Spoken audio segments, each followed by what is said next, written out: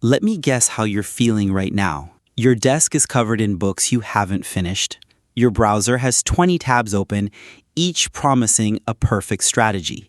There's a clock ticking somewhere in the back of your mind, and a voice in your head is screaming, "You haven't done enough. You're going to fail." I know this feeling.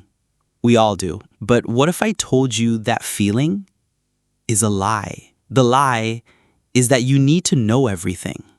That's the path to burnout, not selection. It's the path for the CGL of 2016, a ghost of an exam. Today, we are not adding another book to your pile. We are taking them away. We are replacing them with a single, powerful truth. The exam itself tells you how to beat it. For the last 8 years, the exam setters have left us a map. Today, we finally learn how to read it together. Let's start with the map for Quant. It tells us that this kingdom is ruled by 4 kings. Don't just take my word for it. Look at the proof on your screen right now. See geometry and mensuration? It consistently takes up a massive 16% to 24% of your paper, year after year. Now look down and add data interpretation at another 16% to 20%. Just these 2 topics can be up to 40% of your marks. When you add the weightage of trigonometry and algebra, you have the mathematical proof that this supergroup controls over 60% of the territory.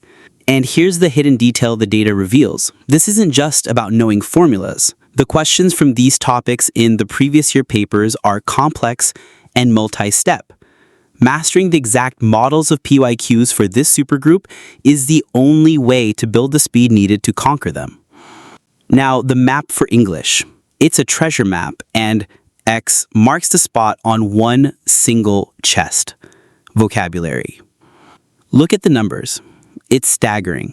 Direct vocabulary questions, synonyms, antonyms, spellings make up a massive 24% to 32% of the paper. Add idioms and one-word substitutions, and we are already at nearly 50%. This isn't an opinion, it's a statistical fact. But here's the secret that toppers know. The vocabulary itself is repetitive.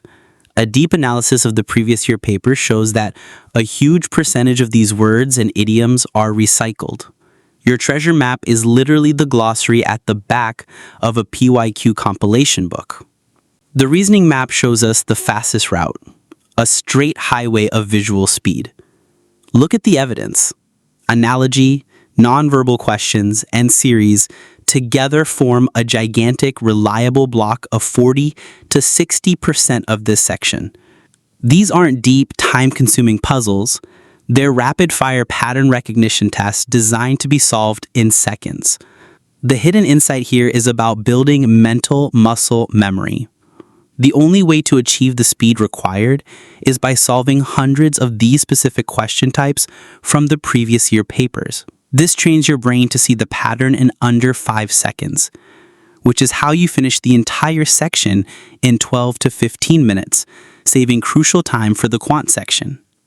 And finally, GA, the fog of war. But the map shows us clearings in the fog. Let's focus on the predictable parts. Look at the table. Current affairs and general science are your twin lighthouses, consistently making up 30 to 45% of the paper. This is your safe harbor, your guaranteed scoring zone. And the most important hidden detail is how to approach static GK. The previous year papers teach you the link between static and current events. They show you that if a festival was promoted by the government this year, a question on that state's dance form is highly likely. The PYQs don't just give you questions, they teach you how to think and predict like the examiner. So what happens when you follow this map? Your score doesn't just increase, it jumps. It transforms. Your 90 becomes 130. Your 100 becomes 140. Why? Because you stop working hard and start working smart. You apply 100% of your effort to the 60% of the exam that truly matters. You build a foundation, a safety score of 90 to 100 marks that no one can take from you. And then with the time and confidence you've saved, You mastered the full previous year papers, effortlessly picking up the bonus marks that take you past the cutoff and into the final list.